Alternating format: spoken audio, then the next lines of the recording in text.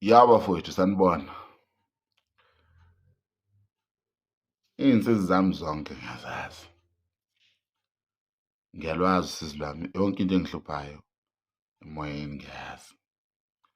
Nokuthi ekhaya sishoda ngani, nokuthi mina ngishoda ngani. I know. Ungangikhumbuzi. Yebo leyo nto. Ngoba uma ungikhumbuza kusho ukuthi uyisitha sokulunga.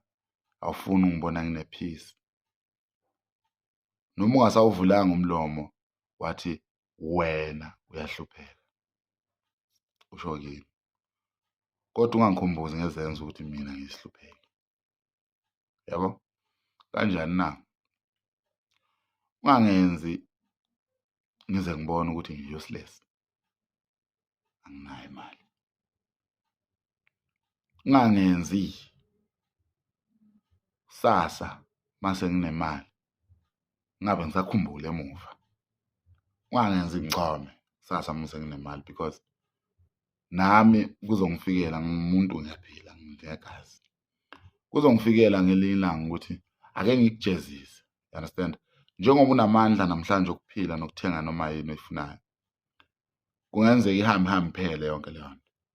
Nami uNkulunkulu angizwe lapho ngikhala khona bese uyangibusisa ngalokho okuncane enginakho.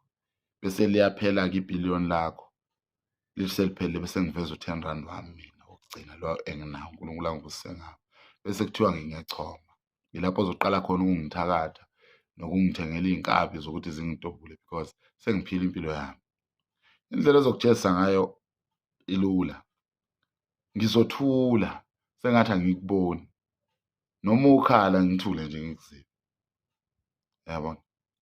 Bese ekugcineni wena futhi ozohamba ukhuluma kabi ngegama lami kubantu uthi mina wangithatha wangibeka la engikhona njengamanje sengiyakuchomela. Cha, angikuchomeli ngiphendula incwadi owayibhalayo.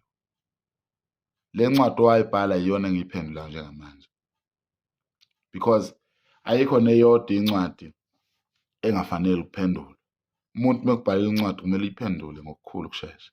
You understand? So umuntu mekunikeza ithuba lokuthi uhlukumezeke vuma. Because bonke abantu abahlukumezekayo basondelene kakhulu neso likaNkulunkulu kanye nendlebe.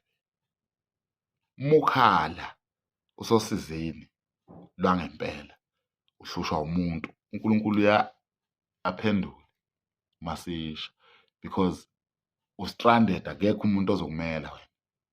And uNkulunkulu mase kuphendula unakho ukuthi abheke ukuthi yini indoda nami okanye indodakazi yami ikhale kanje.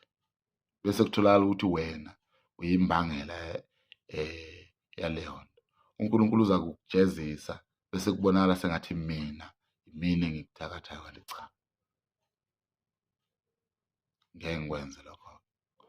So bafowethu, ungangifaki esimeni sokuthi ngize ngicabanga ukuthi ngiyinja anginalutho. Wena ofanelwe uNkulunkulu. Ungangonisi. Yabo? Ngoba sisemhlabeni siyadingana. Lesandla uma sigeza lesi naso lesi sigeza lesiya. Ayibona leyo nto. Ngokusho lokho-ke bafowethu, philisanani kahle nabanye abantu.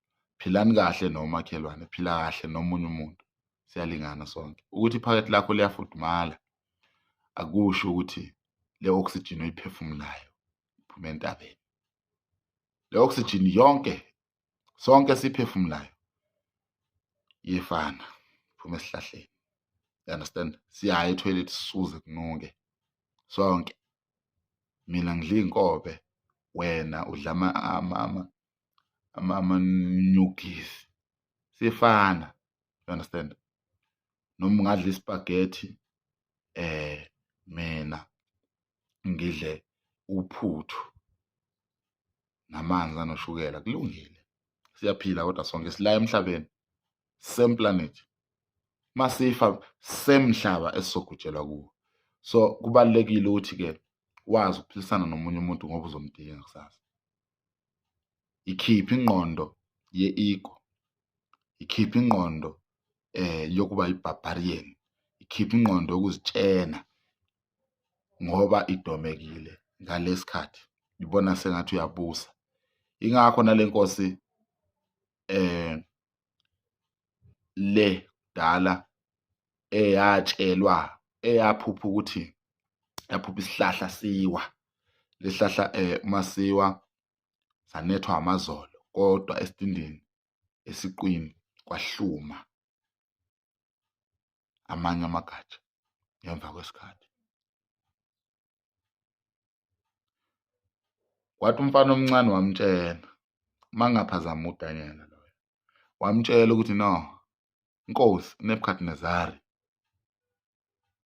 wena umbuso wakho uza kubhidlika, uzosuka la kulesihlalo ohleli kuso uyohlala iminyaka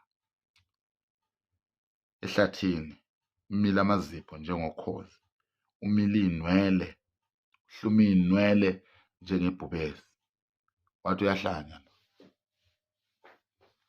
esho uDanyeli loyo emchazela iphupho, ngoba uDanyeli lesi sikhathi wayengathatheki serious futhi naye.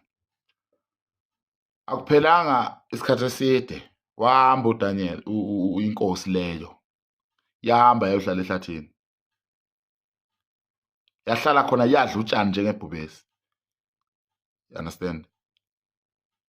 Yahlumi amazipho amade anjengawokhozi okweminyaka eminingi, kodwa waphinde wabuya futhi esihlalweni sakhe, ubukhosi bakhe bavuka.